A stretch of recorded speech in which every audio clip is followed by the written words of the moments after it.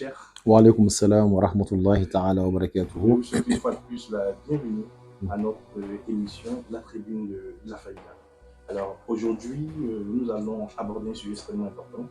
Il s'agit donc dans le cadre généralement de l'ensemble des voies spirituelles d'un élément assez important, la silsila appelée la chaîne de la transmission. Alors nous devons savoir également qu'est-ce que c'est que la silsila d'abord en termes même de définition. Alhamdulillah rabbil alamin. Wa salatu wa salamu ala sayyidina Muhammadin wa alihi wa sahbihi wa sallama tasliman. Wa radiyallahu ta'ala an ashabi rasulillahi sallallahu alayhi wa sallam.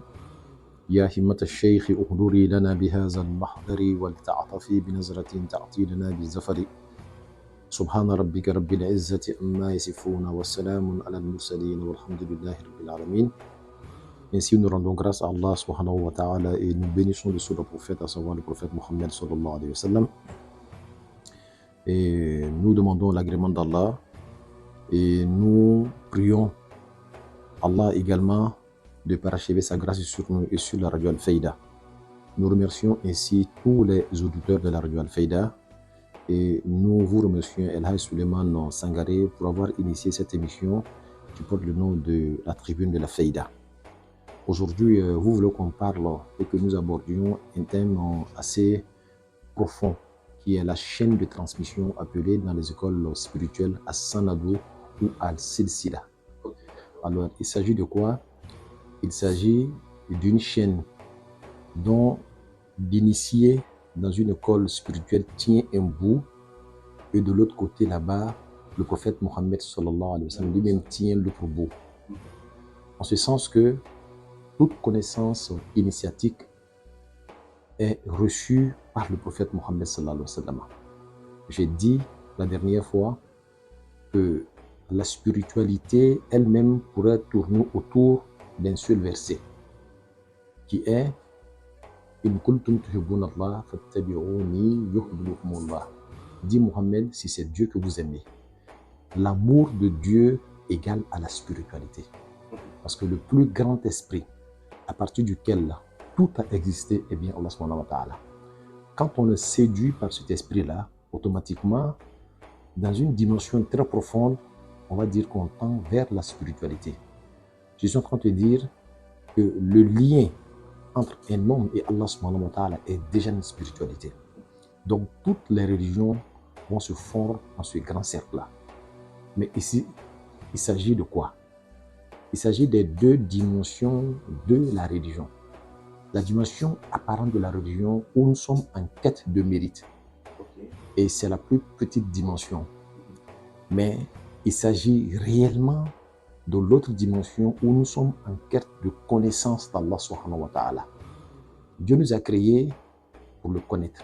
Le verset nous dit je n'ai créé les djinns et les êtres humains pour rien d'autre que pour me connaître. J'allais dire pour m'adorer. Ibn Abbas, qui était considéré comme le turjuman du Coran, l'interprète du Coran au temps du prophète Mohammed sallallahu alayhi wa sallam, parce que depuis son bas âge, le prophète Mohammed sallallahu alayhi wa sallam a prié pour lui. Il a dit Allahumma allimhu ta'wil. Dieu enseigne-le l'interprétation du Coran. Donc il a bénéficié de la baraka des doigts du prophète Mohammed sur sa langue. Alors lui, quand il a traduit ce verset, il a dit m'adorer ici veut dire me connaître. Et cela peut être très très évident parce que le mot qui a été utilisé c'est al-abdu illa liya'budun. C'est comme si Dieu disait que je ne les ai créés que pour me rendre service, dans le sens de la servitude pour Allah subhanahu wa ta'ala. Tu vois, on peut retirer le mot abdu qui signifie voilà. Alors que être serviteur de Dieu, se placer dans la servitude réelle pour Allah subhanahu wa ta'ala veut dire être un élément parfait dans lequel, ou un récipient parfait dans lequel Dieu seul se manifeste. Et cette dimension-là, le premier être à avoir bénéficié de cette dimension est bien le prophète Mohammed sallallahu alayhi wa sallam. Et on peut voir le prophète dans toutes les dimensions de sa gloire. Dieu lui-même l'a appelé Abdu. Il dit Alhamdulillah, lazi anzala ala abdihi kitaba. Quand il a reçu la révélation et quand Dieu a voulu parler de cette dimension, il a utilisé le mot Abdu vis-à-vis du prophète Mohammed sallallahu alayhi wa sallam. Il dit que louange à Allah qui a fait descendre la révélation sur son serviteur, parlant du prophète Mohammed sallallahu alayhi wa sallam. Et deuxièmement encore, il parle de lui, il dit Innahu lamma qama Abdullah. Quand le serviteur de Dieu s'est mis dans une position pour appeler les gens, exhorter les gens vers Allah subhanahu wa ta'ala, il n'a pas dit lamma qama Muhammad, il dit Innahu lamma qama Abdullah. Quand le prophète Mohammed a pris la décision d'appeler les gens vers Allah subhanahu wa ta'ala, et il utilise le mot Abdullah, parce qu'en ce moment-là, il est dans sa parfaite servitude vis-à-vis d'Allah subhanahu wa ta'ala. Et il y a encore ailleurs, Subhanallazi asra bi abdihi laylan min al-masjid al-haram ila al-masjid al-aqsa. Il dit louange à Allah qui a fait faire le voyage nocturne avec son serviteur. Est-ce que vous êtes en train de nous expliquer par ailleurs la dimension du abd, du serviteur, ou bien plutôt le serviteur est une dimension, le abd est une grande dimension. Parce que on peut être un adorateur sans pour autant être dans la pleine servitude pour Allah subhanahu wa ta'ala. Dès l'instant que quelque chose d'autre résonne en vous, en dehors de Dieu, quelle que soit sa petitesse, vous n'êtes pas dans cette dimension de la obouda. Là, on parle de obouda et oboudiya et abid. Ce sont les mots arabes. Abid est un adorateur. Abid est un adorateur. Hein? Donc, oboudiya est quelqu'un qui tend vers la sincérité. Maintenant, obouda, c'est quelqu'un qui a atteint cette dimension. C'est-à-dire tout est fini en lui. Il ne reste rien en lui en dehors des manifestations d'Allah subhanahu wa ta'ala. Et le prophète Mohammed sallallahu alayhi wa sallam a atteint cette dimension. Donc là, même au lieu de la servitude, c'est vrai qu'il est intéressant de parler d'esclave. Bien sûr. Voilà pourquoi quand on veut désigner un esclave en langue arabe, on l'appelle l'abdou. Voilà. Ça montre même la profondeur de l'esclave. C'est-à-dire le maître. C'est-à-dire quelle est sa compréhension de l'esclave quand il dit que quelqu'un doit le servir en tant qu'esclave. Voilà. Ça veut dire que seule la volonté du maître compte. Lui, il n'a plus de volonté. Toute volonté en lui est morte. Il ne reste que la volonté de ton Seigneur. Alors donc, le prophète sallallahu alayhi wa sallam qui atteint cette dimension, quand on atteint cette dimension, on est de plein plein dans la connaissance d'Allah subhanahu wa ta'ala. Alors donc, Dieu, voulant que l'être humain puisse lui rendre grâce comme il se doit, il a exigé qu'on le connaisse.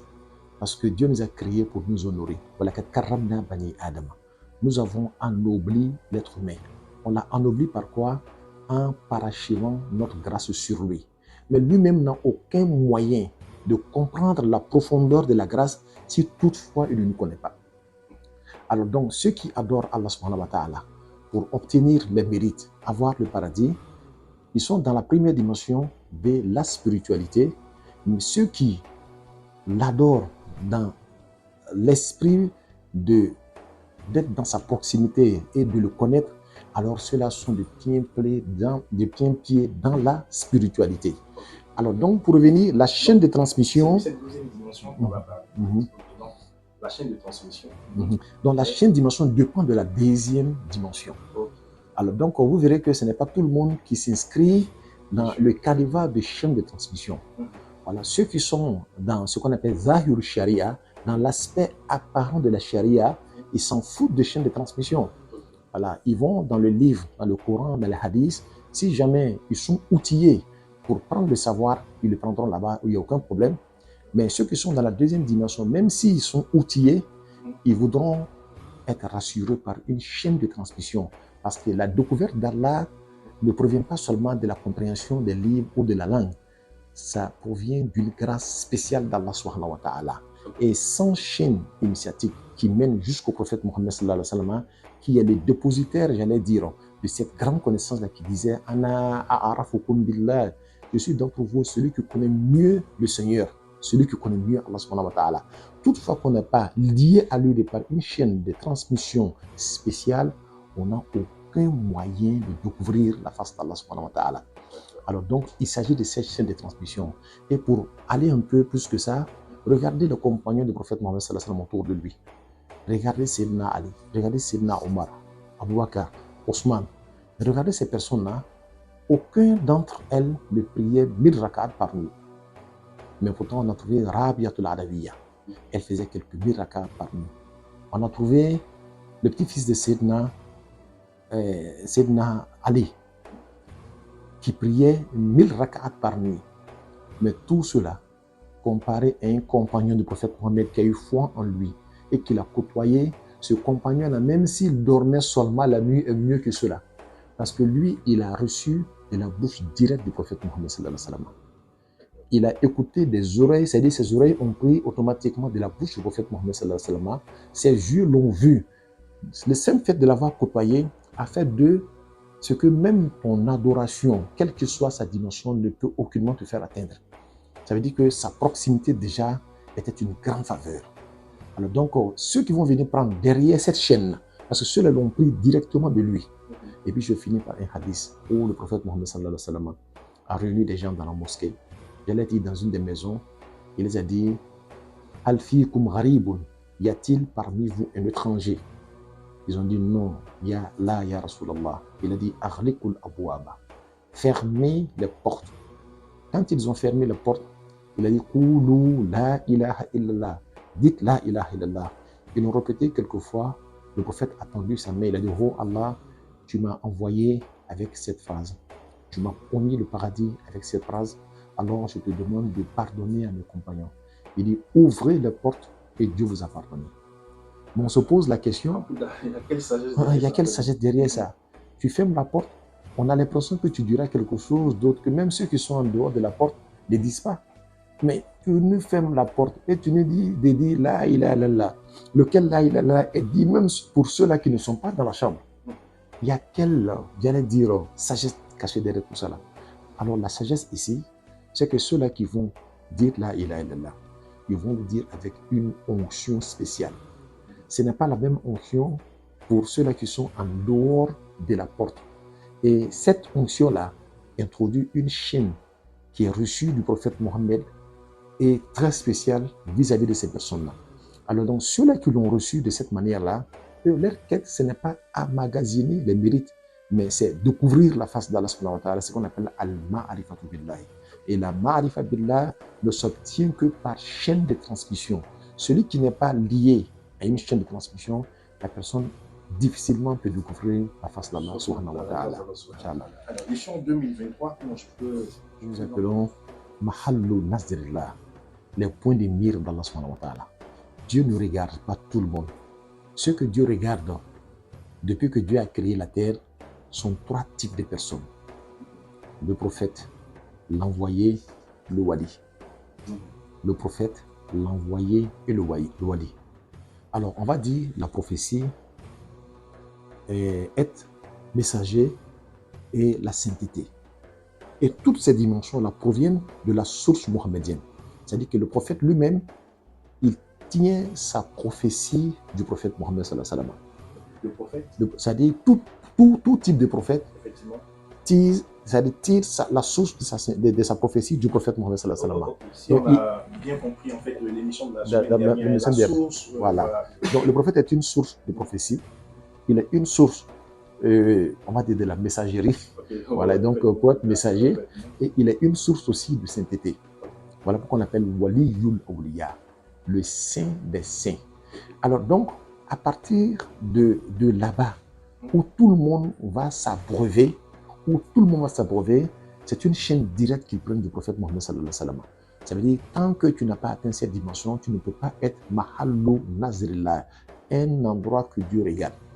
Et cela, c'est de cela qu'on prend les chaînes de transmission. Tu vas voir le saint homme, lui, sa chaîne de transmission est liée au prophète Mohammed directement. Ou bien est liée à un prophète directement. Et le prophète Mohammed lui-même, sa chaîne est tirée de la source de l'unicité d'Allah subhanahu wa ta'ala. Voilà pourquoi quand tu es lié à eux, toi aussi tu peux parvenir à comprendre l'unicité, l'extraordinaire de l'unicité d'Allah subhanahu wa ta'ala. Parce que comprendre l'unicité d'Allah relève d'un véritable mystère. Il n'y a pas une seule chose sur terre qui ne soit pas composée. Alors quand on vous dit que Dieu est unique, la notion de l'unicité même est un véritable problème. Parce que c'est un véritable mystère. Et si Dieu ne veut pas de toi, tu ne peux pas comprendre cela. Et quand Dieu veut de toi, il écarte de toi toute forme d'illusion. Et en ce moment-là, il t'aura rapproché de lui. Et pour que les illusions s'écartent de toi, il faut être lié à une chaîne de transmission. Et c'est la baraka de cette chaîne de transmission qui te permettra d'avoir les illusions écartées pour comprendre le mystère de l'unicité d'Allah subhanahu wa ta'ala, c'est ce que nous appelons la connaissance d'Allah subhanahu wa ta'ala. Alors, donc, en fait, je reste toujours sur la question. Moi, je suis en 2023. Je l'aide comment exactement, de manière assez... On va essayer d'illustrer ça. C'est-à-dire, comment j'identifie qu'une telle personne ou une telle personne bénéficie. J'ai dit le prophète ou le messager. Et l'ère de la prophétie n'est plus ni le tas d'envoyé. Aujourd'hui, on n'a pas d'envoyé. Aujourd'hui, on n'a pas de prophète.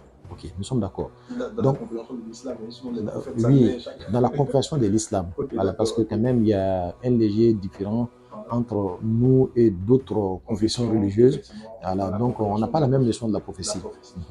Alors, nous sommes à l'ère de la foi. Quand la foi triomphe, le prophète n'a plus de raison d'être.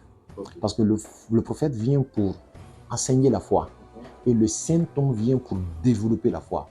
Voilà pourquoi nous disons que nous sommes fi asrul wilaya, à l'époque de la foi, donc qui correspond à l'époque de la sainteté.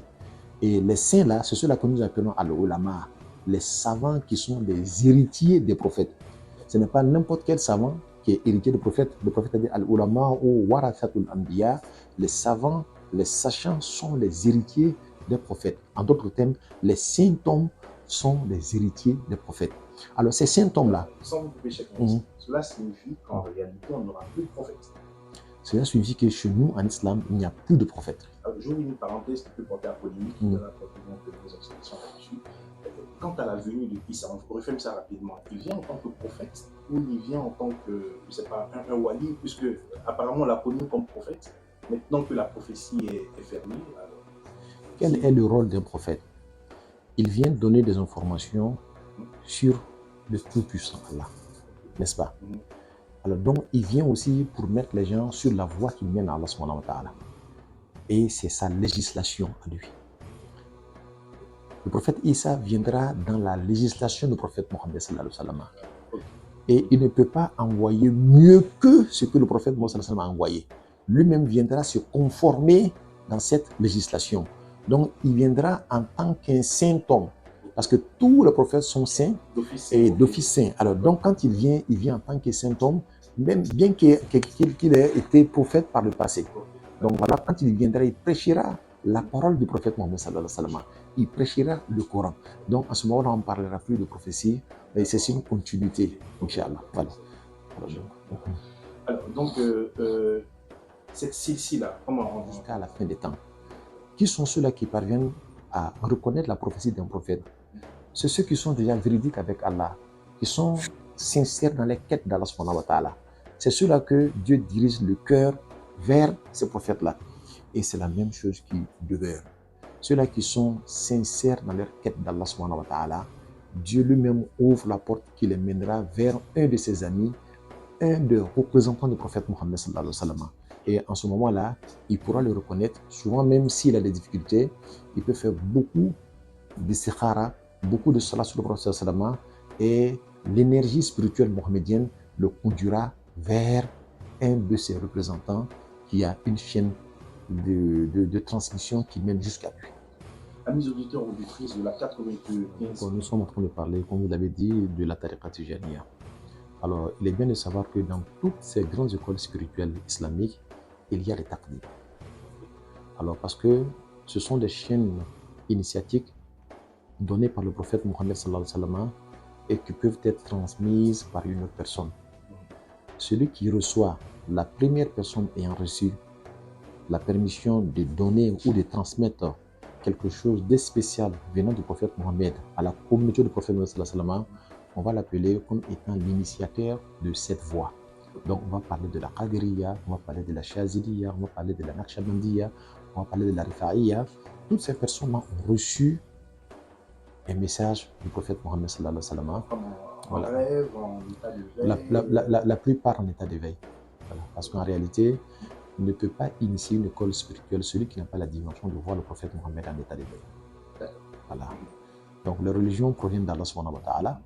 Et les tours, dont les tariqat tijaniya, sont des dons mohammediens aux personnes dignes de recevoir cela.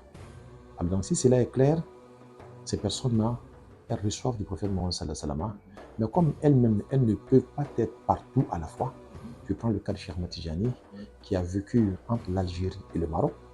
Alors donc, si la tariqa Tijaniya a pu pénétrer la Côte d'Ivoire, le Sénégal, le Niger, le Mali, c'est parce qu'il y a eu des personnes qui sont allées voir Cheikh Ahmed Tijani, à qui il leur a donné la permission de transmettre le wird de la tariqa Tijaniya. Et cette permission de transmettre le wird de la tariqa Tijaniya s'appelle At-Taqdim. Et c'est à deux niveaux. On peut avoir la permission totale de transmettre le wird, et comme on peut avoir la transmission, j'allais dire la permission d'imiter, de transmettre le wird, mais ne pas faire de muqaddam. La personne peut donner le wird à autant de personnes qu'elle peut donner, mais elle ne peut pas désigner elle-même à son tour quelqu'un d'autre qui va transmettre le wird. C'est-à-dire qu'elle ne peut pas faire un muqaddam. Elle est muqaddam parce qu'elle a l'autorisation de transmettre le wird, mais elle-même ne peut pas désigner de muqaddam. Ou bien la permission a été reçue par l'homme, il est devenu muqaddam, et lui-même il a la permission de désigner de muqaddam. Et des muqaddam très limités. Par exemple, le chef du dôme dit que je te donne la permission de ne désigner que 10 muqaddam ou 4 muqaddam. Alors ça encore, c'est une forme de taqdim, mais qui est un peu limitée à quelques 10 personnes, 10 muqaddam. Alors on parle de la taqdim ou le mutlaq, qui est l'autorisation absolue quand la personne a la permission de nommer autant de muqaddam qu'elle peut nommer et de donner le wird à autant de personnes qu'elle peut donner. Alors en ce moment-là, on parle de at-taqdim ou al-mutlaq. Et on va comprendre ça à travers l'histoire de Cheikh Mohamed Hafiz. Voilà. Cheikh Mohamed Hafiz, il est parmi les 6 personnes qui ont reçu la taqdim al-mutlaq de Cheikh Ahmed Tijani. On parle de 7 personnes, mais la 7e personne, elle n'a pas reçu de Cheikh Ahmed Tijani directement. C'est Mohamed Al-Ghali. Il y a Cheikh Ali Harazim. Il y a Cheikh Ali Harazim et son fils Abu Ya'za. Il y a Cheikh Ali Tamassini. Il y a Cheikh Mohamed Al-Hafiz. Il y a Cheikh Mufaddal Saqat. Il y a Cheikh Al-Wahid Al-Bannani. Ceux-là, ils ont vécu avec Cheikh Ahmed Tijani. Ils ont reçu et seul la taqdim al-mutlaq, c'est-à-dire la permission absolue de nommer autant de muqaddam qu'ils veulent. Mais quant à Mohamed Al-Ghali, lui, comme il n'a pas vécu avec Cheikh Ahmed Tijani vraiment, il se peut que son Cheikh Al-Wahid Al-Bannani, ce soit lui qui lui a donné la taqdim al-mutlaq, ou bien ce n'est pas exagéré de dire qu'il a vu Cheikh Ahmed Tijani aussi en état d'éveil, qui lui donna, et une personne de la dimension, de la tranche de Cheikh Mohamed Al-Ghali peut recevoir ça de Cheikh Ahmed Tijani, parce qu'il a fait beaucoup de choses. Ils sont aussi les portes d'entrée à Cheikh Voilà. Ahmed Tijani. Donc ceux-là sont les portes d'entrée à Cheikh Ahmed Tijani en fonction de la taqdim al-mutlaq. Mais parce qu'il y avait d'autres personnes qui ont la taqdim mais qui n'ont pas la taqdim mutlaq.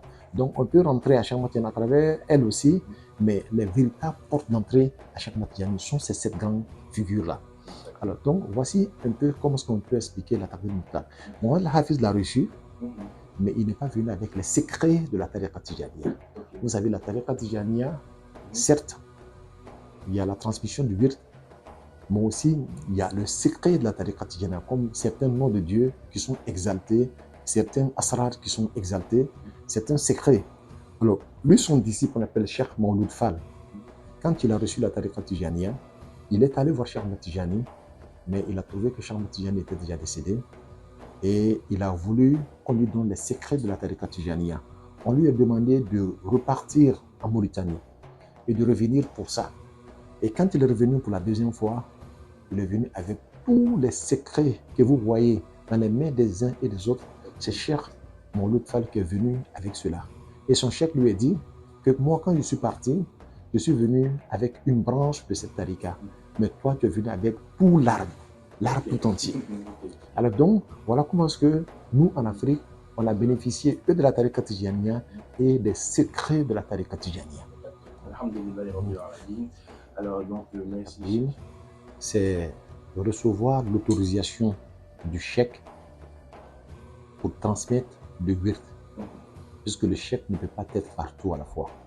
Si la tariqa est rentrée ici en Côte d'Ivoire, c'est parce qu'il y a des personnes qui sont allées prendre l'autorisation de transmettre le wird ici en Côte d'Ivoire. Ceux-là ont eu la taqdim. Et quelle que soit la dimension de la taqdim, c'est la taqdim.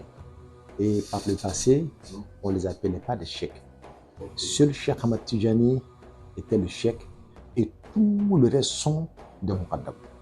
Donc on peut en langue arabe, Cheikh Ahmed Tidiane, il est le muqaddim, celui qui donne l'autorisation, et celui qui reçoit est le muqaddam. Voilà. Alors, maintenant, la chaîne de transmission qui est la silsila et d'autres l'appellent sanad, c'est l'affiliation de la personne jusqu'à Cheikh Ahmed Tijani à travers la tariqa Tijani et jusqu'au prophète Mohammed sallallahu alayhi wa sallam. Je vais vous prendre un exemple très simple. Comme chez Cheikh Ibrahim, il avait quelques 21 silsila. Ça veut dire qu'une personne peut avoir plusieurs silsila. Voilà. Alors donc, il avait quelques 21 silsila, mais la silsila qu'il préférait, ce sont silsila at-Tamasin, qui remontent comme ça. Moi, par exemple, j'ai pris de Cheikh Hassan Sissé. Cheikh Hassan Sissé, moi, je prie avec vous. Voilà. Voilà. Vous avez pris de moi. Okay. Moi, j'ai pris de Cheikh Hassan Sissé. Okay. Cheikh Hassan Sissé a reçu la tariqa de Cheikh Ibrahim Niass. Okay. Cheikh Ibrahim Niass l'a reçu de Cheikh Ahmed Soukeriou. Cheikh Ahmed Soukeriou l'a reçu de Cheikh Ahmed Abdoulawi, qui lui l'a reçu de Cheikh Alioune At-Tamassini. Et Cheikh Ali Tamassini l'a reçu de Cheikh Ahmed Tijani.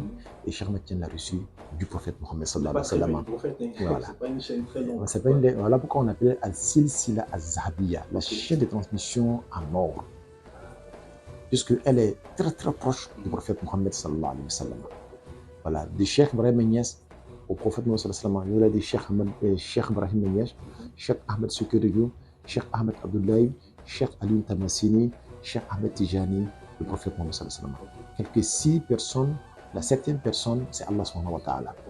Et chacun d'entre eux constitue donc les maillons de... Bien sûr, de cette chaîne. Alors, toujours sur la silsila, est-ce qu'on peut perdre sa silsila ou elle peut être brisée? C'est possible, on peut la perdre. Est-ce que c'est possible? Et c'est possible si jamais on pose un acte d'éjectant de la tariqa Tijaniyya. Voilà, parce que dans la tariqa Tijaniyya, toutefois qu'on respecte les conditions de la tariqa Tijaniyya bien établies par Cheikh Ahmed Tijani.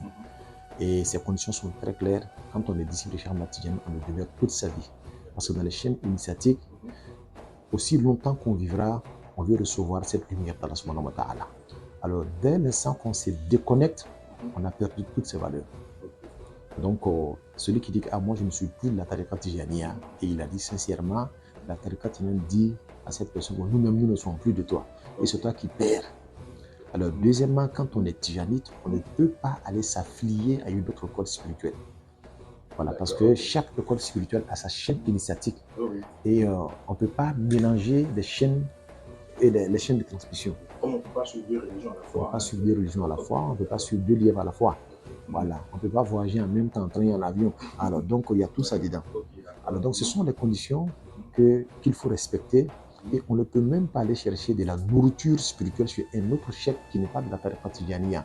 Je vais prendre un exemple simple. La nourriture spirituelle, c'est notre charge. C'est comme toi, tu as ton portable, tu es dans le réseau Move. Alors, pour acheter des unités, c'est chez Move que tu achètes des unités. Si tu vas acheter des unités à Orange, ça ne marche pas. Voilà, c'est comme ça.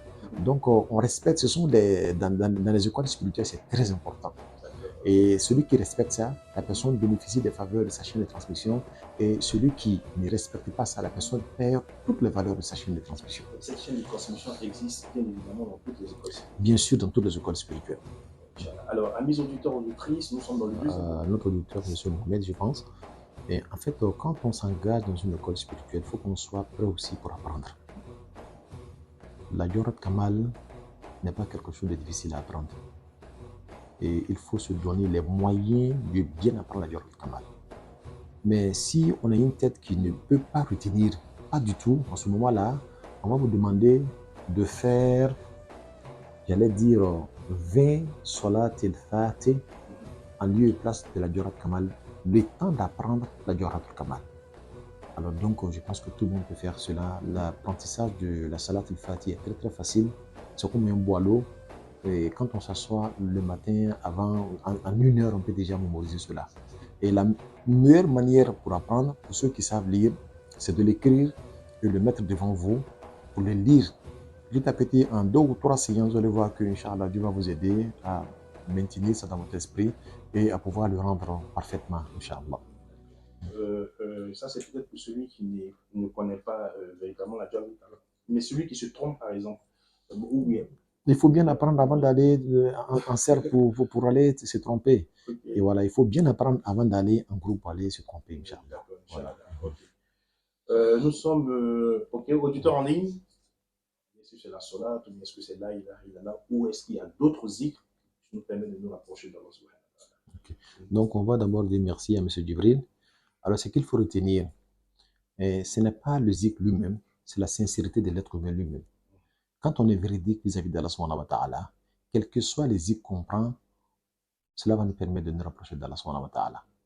Mais les cheikhs ont divisé les zikrs en deux grands groupes. Il y a ce qu'on appelle al-kulliyat et ce que nous appelons al-juzviyat. Les zikrs qui écartent une partie des voiles et les zikrs qui écartent l'ensemble des voiles. Alors, parmi les zikrs qui écartent l'ensemble des voiles, la ilaha illallah en fait partie, la salat sur le prophète en fait partie, la hawla wa la quwwata illa billah en fait partie, et je passe sur ça. Alors donc, celui qui veut sentir la proximité d'Allah subhanahu wa ta'ala, il lui est recommandé d'aller vers les zikrs qui écartent l'ensemble des voiles. Et je dis, la salat en fait partie, Astaghfirullah l'azim, les ilaha illallah en fait partie. Mais les zikrs qui n'écartent qu'un seul voile, c'est comme Ya Latif, Ya Qahar, Ya Jabbar, Inch'Allah. Alors donc, quand on doit choisir entre les deux, alors qu'on veut la proximité d'Allah subhanahu wa ta'ala, il vaut mieux aller vers le kuldiyat ibn al-Asgar. En ligne. Alors donc, on poursuit Cheikh Shafma Abdelaziz en entendant un autre appel. Auditeur en ligne. Monsieur Souari, c'est ça? Oui, ok, Inch'Allah. Alors, on pourrait poser la question autrement. Ok, d'accord. Est-ce que Dieu donne la sainteté de manière gratis à quelqu'un? Est-ce que toute sainteté est le fruit d'un travail? Voilà. Alors, on va dire que Dieu, il est le donateur. Et ces dons ne sont pas forcément liés à l'effort d'une personne. Et sur ce point-là, il y a des personnes qui naissent avec ce don-là. Vous allez remarquer que ces personnes, depuis leur tendre enfance, tout ce que les autres enfants font, ils ne le font pas.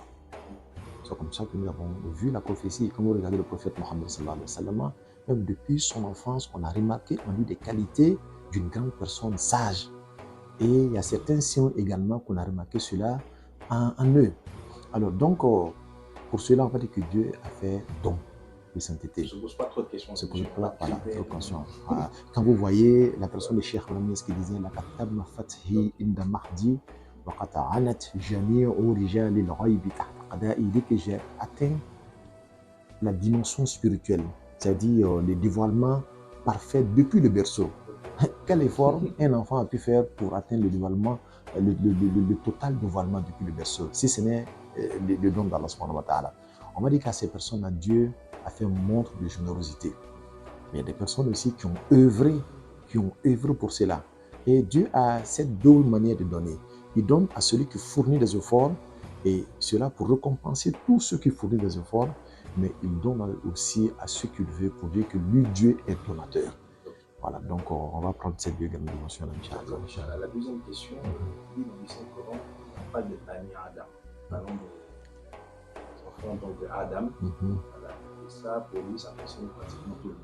Mais quand on parle d'Abdullah, cette dimension, est-ce qu'elle est liée simplement à Dieu? Alors donc, nous avons dit qu'il s'agit de la servitude vis-à-vis d'Allah subhanahu wa ta'ala. Et tous les prophètes qui ont précédé le prophète, c'était tous des Abadila, c'est-à-dire des Abdullah. Regardez quand Jésus-Christ est né, quand les gens sont venus le voir dans le berceau avec sa maman et qu'ils lui ont posé des questions, Fa'asharat ilayhi, elle a fait un signe vers lui, il a dit quoi? Inni Abdullahi atani al-kitaba wa ja'alani nabiyya. Je suis le serviteur d'Allah subhanahu wa ta'ala. Alors donc pour dire que c'est une affaire antérieure même à l'islam. Mais quand nous allons dans la compréhension profonde de l'islam, on va voir que tous ceux qui se sont soumis à Allah subhanahu wa ta'ala étaient tous des musulmans, Inch'Allah. Auditeur en ligne. Salam alaikum. C'est-à-dire, on l'a donné le limite à moitié. Donc, on n'avait vraiment pas l'autorisation de faire pratiquement la Jaratul Kamal. Alors, la Jaratul Kamal et les femmes, est-ce que les femmes peuvent réciter? Donc, merci à cet auditeur, Inch'Allah. Abdel Karim. Il faut d'abord dire qu'est-ce que c'est que la Jawharatul Kamal. La Jawharatul Kamal, c'est une salat sur le prophète Mohammed sallallahu alayhi wa sallam qui commence par Allahumma salli wa sallim ala ayn al-rahmati rabbaniya, et c'est composé de 3 types de salat. Allahumma salli wa sallim ala ayni rahmat rabbaniya jusqu'à la fin. Étant désactivé, vous devrez d'abord activer le Wi-Fi et vous connecter. Et deuxièmement, le deuxième chapitre, Allahumma salli wa sallim ala ayni al-haqqi. Et troisièmement, Allahumma salli wa sallim ala talatil haqqi bil haqqi jusqu'à la fin. Alors, donc, c'est trois grandes qualités et attributs du prophète Mohammed sallallahu alayhi wa sallam ont donné la composition d'une salat. Et cette salat-là, le prophète Mohammed sallallahu alayhi wa sallam l'a reçue d'Allah subhanahu wa ta'ala. Alors, donc, cette salat-là, c'est, si vous voulez, si la tariqa Tijaniya a une véritable salat, c'est celle-là qui est la salat de la tariqa Tijaniya. Étant entendu que la salat Fatih a existé avant l'avènement de Cheikh Ahmad Tijani, voilà. Mais la Jawharatul Kamal n'a existé qu'avec Cheikh Ahmad Tijani. Alors donc, celui qui lit cette salat-là ou qui a l'habitude de la lire chaque soir 7 fois avant de se coucher, la personne verra le prophète Mohammed en songe. Si toutefois la personne respecte la pureté qu'il faut sur sa couchette et qu'elle se couche sur son côté droit avant de dormir. Alors ça, c'est un cadeau que je donne à toute personne, voilà, ceux qui veulent lire. Alors pour bénéficier des avantages de la Jawharatul Kamal, l'ablution est exigée. Alors je pense qu'à ce niveau, il y a une très mauvaise compréhension. Les gens disent non, qu'on ne peut pas lire la Jawharatul Kamal sur une monture, que ce soit dans la voiture ou dans l'avion, sinon l'avion pourrait tomber ou la voiture pourrait faire un accident. Tout ça n'est pas vrai. Il n'y a rien de vrai qui a été écrit sur la Jawharatul Kamal concernant tout cela.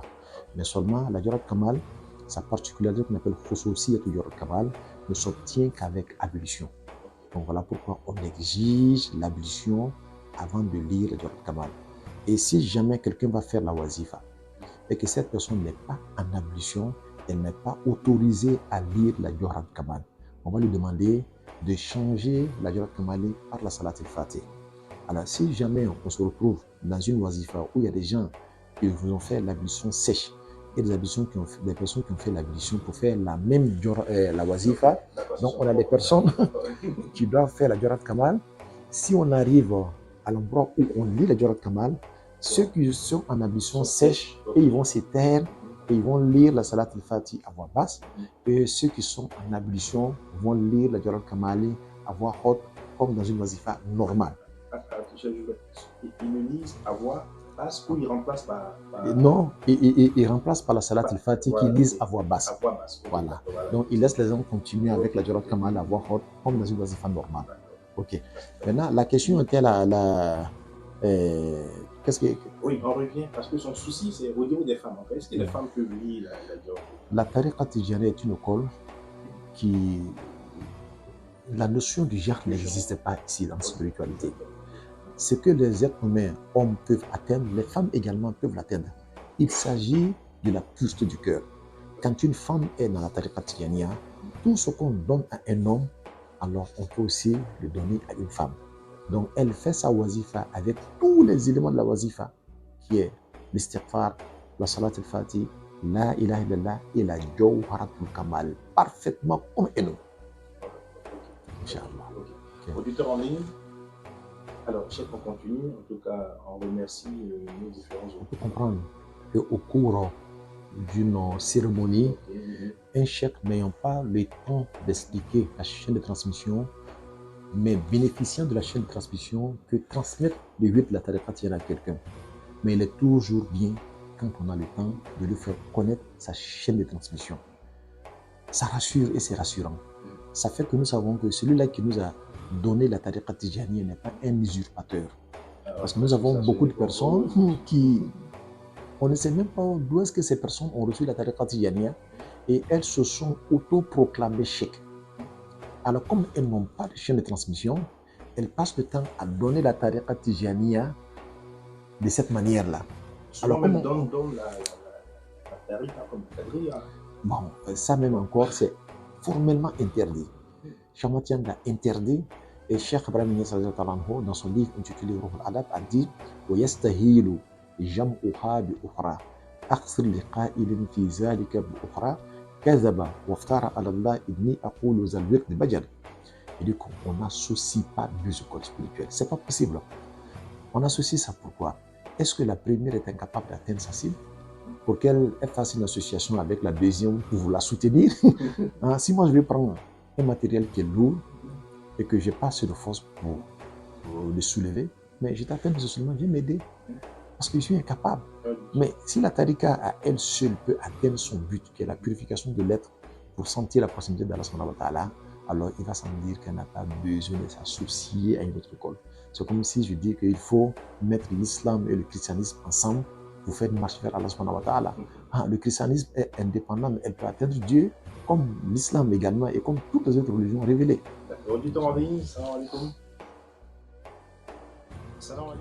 Donc, comment intégrer une séance de zikr de la wazifa ou de zikr du vendredi? Voilà. Alors donc, pour la wazifa, qui se fait tous les jours au moins une fois, et on peut la faire autant de fois qu'on pourrait la faire en une journée, mais Cheikh Ahmad, durant toute sa vie, ne l'a fait qu'une seule fois. Et il a fait entre Maghrib et Isha. Ce qui ne veut pas dire qu'on ne peut pas la faire après la prière de Asr, si c'est ce temps que nous avons. Ce qui ne veut pas dire qu'on ne peut pas la faire à midi chaud, si c'est ce mois-là qu'on a le temps de la faire. Voilà pourquoi toute la journée est valable pour pratiquer sa wazifa. Alors donc, ceux qui font la wazifa en groupe, et c'est une séance de zikr qui se fait en groupe, alors celui qui vient joindre le groupe, alors que le groupe avait déjà commencé, en ce moment-là, la personne rentre automatiquement. Par exemple, dans la wazifa, il y a l'istighfar, il y a la salat, il y a la ilaha illallah. Si vous venez trouver des gens en train de faire la ilaha illallah, quand vous venez, vous ne commencez pas avec la Fatiha, ou vous n'introduisez pas par quoi que ce soit. Vous rentrez automatiquement là où vous les avez trouvés. S'ils sont en train de faire la ilaha illallah, vous rentrez la ilaha illallah avec eux. Et quand vous finissez, vous rattrapez ce que vous avez raté. Par exemple, si vous êtes à la ilaha illallah, après la ilaha illallah, il y a Jawhar al-Kamal. Donc, si vous avez eu 10 la ilaha illallah, alors que la ilaha illallah se fait 100 fois, donc ça veut dire que vous avez à rattraper quelques 90 fois la ilaha illallah. Mais vous allez maintenant commencer par le commencement. L'istighfar, azim la ilaha illallah, que vous n'avez pas fait 30 fois, vous le remboursez. Et après cela, vous faites la salat il-Fatih, que vous avez raté 50 fois, vous le faites. Mais vous ne commencez pas encore par la basmala. Non, vous laissez ça tomber. Et vous maintenant rentrez dans la ilaha les 90 fois que vous avez raté. Dès que vous avez ça, vous finissez là-bas. Puisque vous avez déjà eu la Jawhar al-Kamal. Et donc vous bouclez là-bas et votre wazifa est parfaite. À ce niveau, je voudrais préciser quelque chose. C'est-à-dire, une fois que vous avez, par exemple, fait 10 fois, qu'on termine, parce qu'il y a certains qui terminent de là, il a réussi le 10, il le complète à 100 et recommence maintenant au départ. C'est-à-dire que si vous avez trouvé par exemple le La ilaha illallah, on va prendre le chiffre le plus haut, vous êtes au 90, vous êtes arrêté là-bas et les gens sont en train de terminer. Donc termine les 10 et revient prendre au départ. Ça, c'est pas juste. Non, ça, c'est pas juste. C'est-à-dire que vous arrêtez et vous reprenez complètement au départ. Complètement au départ, ok, c'est comme ça. Okay. Maintenant, par contre, le zikr du vendredi, qui est le zikr la illallah, alors on intègre ça en commençant par la basmala et astaghfirullah al-azim al-lazi la ilaha illa al-qayyum 3 fois, ala ila salat al-fatih 3 fois pour rentrer. Quand tu viens les trouver, tu commences par ça et maintenant tu les rejoins dans la ilaha illallah. Auditeur en ligne, ok. Alors, je sais que nous allons véritablement arriver pratiquement à la fin de notre émission. Il était question donc de parler de la chaîne de la transmission ici là. Alors, si on devait retenir quelque chose sur la chaîne de transmission, qu'est-ce qu'on peut dire? Alors, on va dire seulement qu'il faut faire beaucoup attention et que toutes ces écoles initiatiques mènent à la découverte d'Allah subhanahu wa ta'ala, donc à la connaissance d'Allah subhanahu wa ta'ala, et la nécessité d'avoir une chaîne de transmission est très valable. Alors donc, ceux-là qui ne sont pas dans ce canevas-là, ils peuvent utiliser le Coran comme ils veulent quand ils sont en quête de mérite qu'on appelle al-ujur. Mais ceux-là qui veulent connaître Dieu, ils sont obligés d'être affiliés à une chaîne de transmission. D'où est la différence. Nous avons trouvé cela dans le propos du prophète Mohammed sallallahu alayhi wa sallam. Alors donc, ce n'est pas le chef qui veut être un gourou forcément qu'il faut passer par Dieu. Et c'est comme ça que le prophète Mohammed sallallahu alayhi wa sallam a enseigné cela. Et quand il a été reçu aux cieux, il a dit que le Tout-Puissant Allah m'a donné 3 types de savoir. Un savoir qui n'est scié qu'à ma personne. Un autre savoir pour des personnes particulières à des moments particuliers.